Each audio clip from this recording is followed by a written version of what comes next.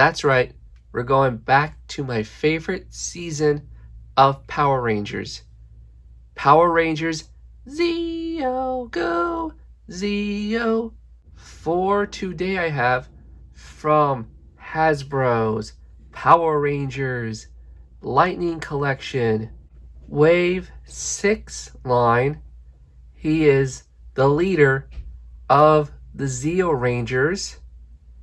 It's Zeo Ranger 5 Red, Tommy Oliver. I believe, if I'm not mistaken, this is my second favorite Power Rangers suit. My first being the gold Zeo Ranger. But before I can say it's morphin time and get him out of the packaging, let's take a closer look at the Zeo Ranger here in the packaging. On top it's red. You can see the Zeo Ranger in the packaging with his alternate Tommy head. You see the weapons. Very nice artwork of the red Zeo Ranger. Power Rangers Lightning Collection Zeo Red Ranger. Although it would have made more sense if it said Zeo Ranger 5 Red. Hasbro logo. Here's the rest of that side art. Power Rangers Zeo logo on the side again.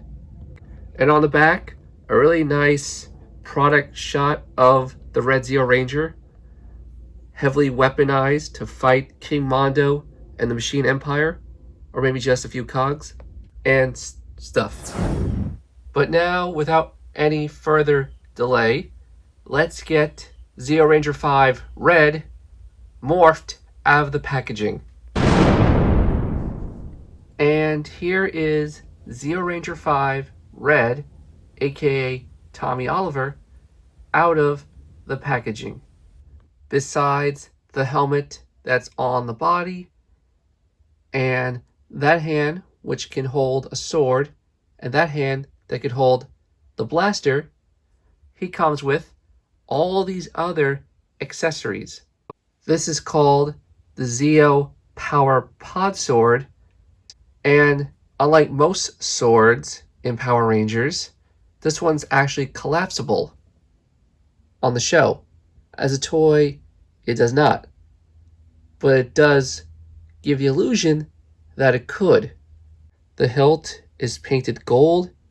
You can see the Zeo logo, and the handle is blue. And every Zeo Ranger, minus the Gold Ranger, has this weapon.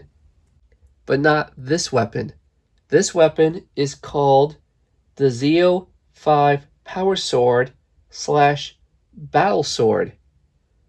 This weapon is held exclusively by him. It's basically a standard sword, but the hilt is gold, this part right here, and has a red star on it. Here's another weapon that all the Rangers have. It's the Zeo Laser Pistol. It's very nicely painted, except for this little black smudge over here. But the handle's black. This part up here is red. This part up here is black. Now on the show, this can be combined with the sword here to make a rifle-like weapon. Unfortunately, not in the toy form, and it didn't even come with one, which is unfortunate. But this almost makes up for it because it comes with this really awesome blaster effect. So you put this right here, and voila. Now that looks pretty awesome. I may have my figure displayed with this effect. Here are two additional hands. They are both closed, ready to punch some cogs. Although my figure will not use these at all. And last, but maybe the least, here is the alternate Tommy head. And that doesn't look too bad. I definitely see Jason David Frank a little bit in his face scan. His hair looks nice. He's got that little ponytail on the back of his hair, and some of the hair is resting on his shoulders, or at least it will once I show you what the alternate head looks like. It could have been worse, but it should have been better. But now, on to the figure. Here is a close-up of the helmet. A very simple design. Solid red with sculpted on lips and a black star with white trim. We go down to the collar. There's gold here. This is all sculpted on, painted gold. Unfortunately, mine has a bit of a paint mishap right there. And it's impossible to see when it's in the packaging. The pattern goes all the way around to the back. Now, unfortunately, the butterfly joints here don't necessarily continue the pattern well. Let me show you. Right now, it is good, but when you move the arms back, more so in this one than this one. His gloves are white, and on top, it has more sculpted on gold patterns here. Very nicely detailed. The belt is gold, the Zeo logo. It's got two holsters. One is for the gun, the other for the collapsible baton sword. His boots are white with more of that gold sculpted pattern on top. And that's about it for this figure.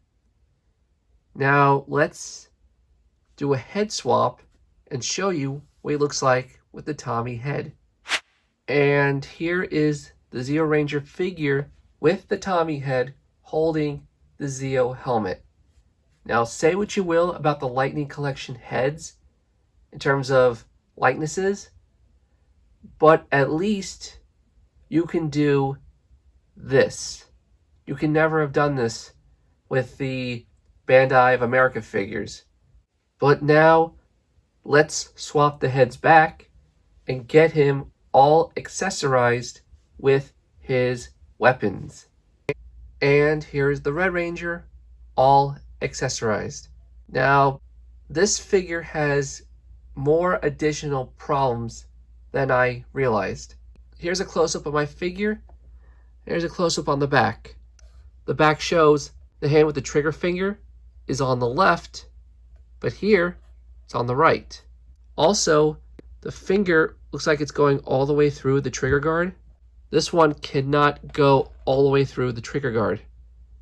It's sculpted in a way that holds the finger, but it won't let it go through all the way. So it looks a little awkward.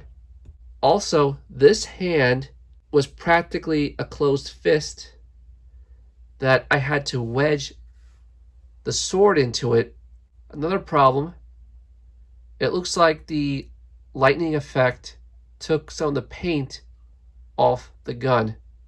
And that's one of the reasons why the blast effect will stay on. And here he is, more posed. It's funny, when they pose these figures on the box, they look cool. When I pose them like this here in my videos, they look like they have to take a poo. A massive, massive poo. And finally, here's the figure, more relaxed. And here he is next to Jason, the Gold Zeo Ranger, two Zeo Rangers. But that is it for my review of the Red Zeo Ranger Lightning Collection figure from Hasbro. Tell me, what do you guys think? And who is your favorite Red Ranger? It could be any Red Ranger from Mighty Morphin all the way up to Beast Morphers. Or it could be a Red Ranger from the Power Rangers comic books. Or even a Sixth Ranger who technically is a Red Ranger. Let me know who your favorite is down in the comments below. But until the next review I do, whether it's wrestling or Power Rangers or whatever else on this channel, I will see you soon.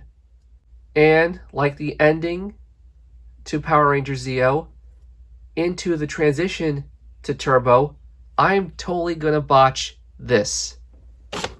Oh. Thanks for staying to the end of this review, but while I was editing this video, I had an idea. I know some of you out there don't really care for the lightning effects, especially when it feels kind of forced on. You know, let's include a lightning effect for the sake of a lightning effect. But if you don't want to use them, you can use them for a figure like this Undertaker figure. Since this Undertaker figure is so supernatural and he uses the power of lightning, I gave him this one here, which is from the Red Ranger's sword, and this one, which is from Goldar's sword. This one blue, this one purple. I made it look like he's summoning lightning with this hand and expressing the energy in purple through his arm. Here's a close-up of what I did. Pretty cool, right? So don't throw out your lightning effects or just put them away. Reuse them, repurpose them for something else, like this. Now the review is over.